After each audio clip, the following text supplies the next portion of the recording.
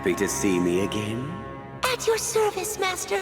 Regarding plot twists, Miraculous Ladybug will go the extra mile to ensure a compelling story that appeals to a broad audience. I can still remember when episodes like The Collector and Representation aired and the uproar they caused in the fandom as they revealed shocking information that changed the series forever. In a series like this with otherworldly entities and rich magic systems, nearly anything is possible, which means we never know what could happen next.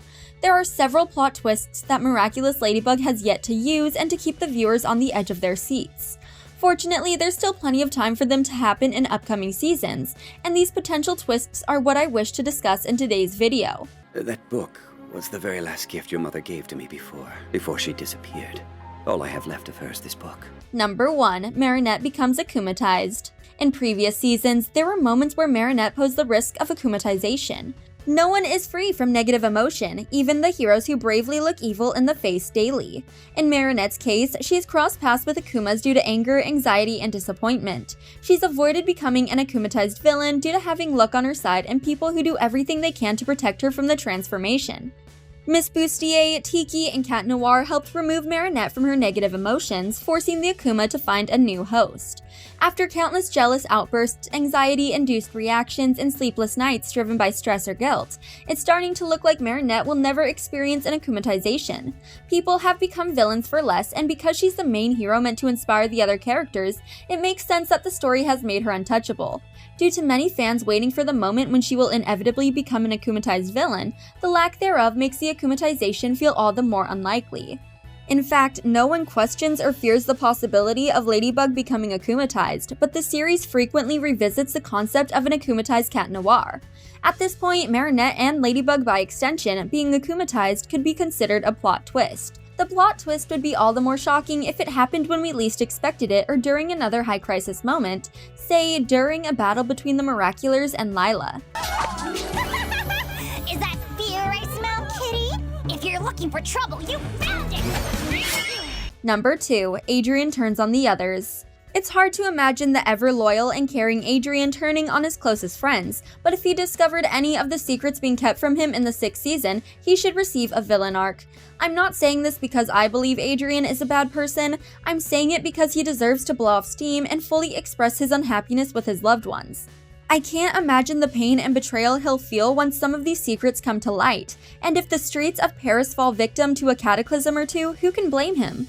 Not only was his father the supervillain that terrorized Paris for months, but he kept his late wife in a coffin beneath their home, where he hoped to revive her with Adrien's stolen power.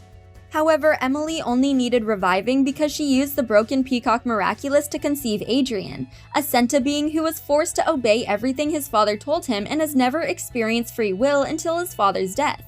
Let's not forget that his surrogate mother also worked with Monarch and that his current girlfriend knows all of this, but she is keeping it, along with her double life as Ladybug, a secret from him.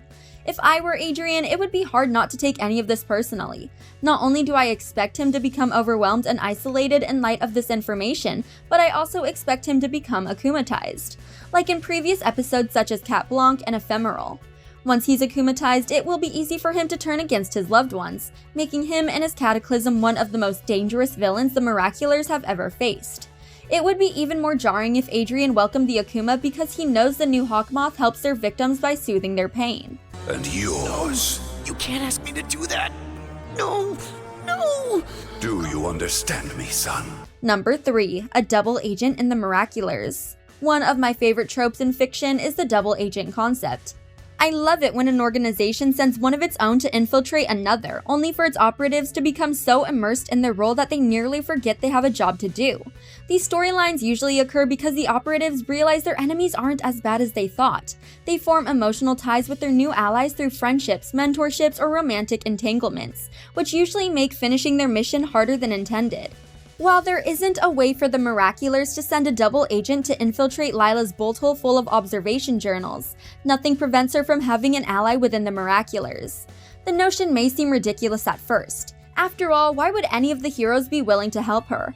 The answer is simple. Lila is a master manipulator, and she spent an entire school year with most of those same heroes eating out of the palm of her hand. She knows how to influence people, whether they want to do something or not, meaning anyone on the Miraculous could be her inside person. Is she continuing to play on Kagami's insecurities like she did in Perfection? Is she pushing Sabrina into forging signatures and lying to others like in Confrontation? Is she blackmailing Zoe into compliance by using the blackmail provided by Ray and Daddy Cop? The list goes on and the possibilities are endless. I thought you handed out all the Miraculous precisely so you wouldn't have to take care of everything and everyone. Number 4, Marinette made a wish. I've always loved that the series isn't afraid to explore the concept of time travel and its minor intricacies. It's not subtle about the butterfly effect and how every action has a reaction that creates shockwaves throughout the entire timeline, even if that makes possible new routes or alterations in history. Bunnix usually manages to catch up when these alterations occur and does what she can to put history back on track before the main timeline is changed forever. However, there are instances where she's failed to do so, like in Cat Blanc where Bunnix blatantly disappears and leaves Ladybug stranded in the alternative timeline. If Bunnix or even the previous wielders of the Rabbit Miraculous failed to prevent an alternative timeline from occurring, how would anyone besides Gimme know? Who's to say that the entire story of Miraculous Ladybug isn't already an alternative timeline because someone else, like Marinette, used the Ladybug and Cat Miraculouses to make a universe-altering wish? It's always possible as her alternative self, Shadybug, attempted to do the same thing in Miraculous World Paris. Tiki, Plag, reveal yourselves! Why fight to get a better life? Number 5. The Kwamis turn against their wielders. Although the Kwamis have existed since the dawn of the universe, they took a special interest in humanity. They already occupied Earth well before the first human civilization, but they watched as people began to learn and grow throughout the ages. When they were finally determined to help us reach their full potential, they allowed themselves to become bound to Miraculouses, jewelry that contains their power and makes them obedient to whoever wears them. Like Nuru in the modern day, it's feasible to assume that the other Kwamis have had their share of unfavorable or harmful wielders from time to time. Unlike humans, Kwamis live forever and experience countless lifetimes simultaneously. As Tiki explains in Miraculous World Paris, she's aware of her experiences in alternate timelines.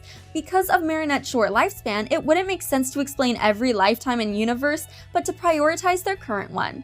Still, the Kwamis have given themselves to humans for thousands of years, if not more, and they're not always treated well for their tremendous sacrifices. Given the fact that there are supervillains like Monarch at all and alternate universes where people like the Supreme exist, I wouldn't bat an eye if the series ended with the Kwamis turning against their wielders or finding a way to sever their connections with their Miraculouses. It overrides the security system.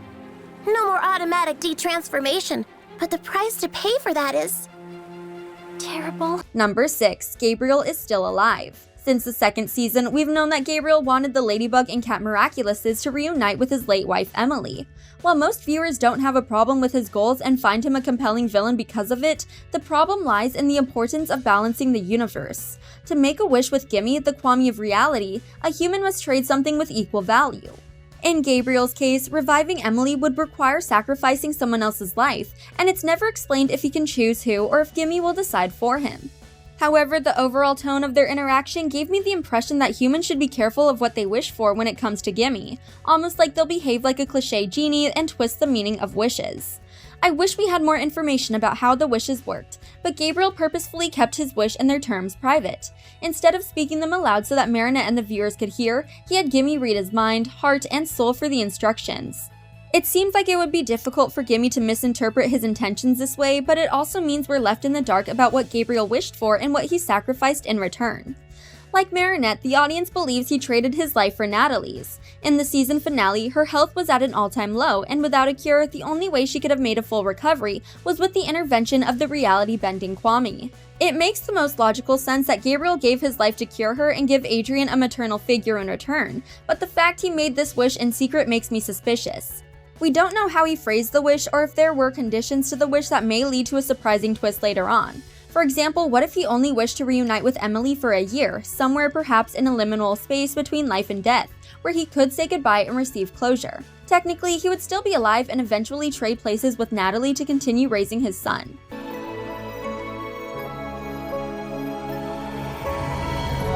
While some of these twists may resolve with time and through friends desperately trying to help one another, others have the potential to change Miraculous Ladybug forever. From a world-altering wish to the Kwamis abandoning their wielders, we may find ourselves with entirely new circumstances before the season finale, be it because a hero went down the wrong path or one innocent mistake had inconceivable consequences.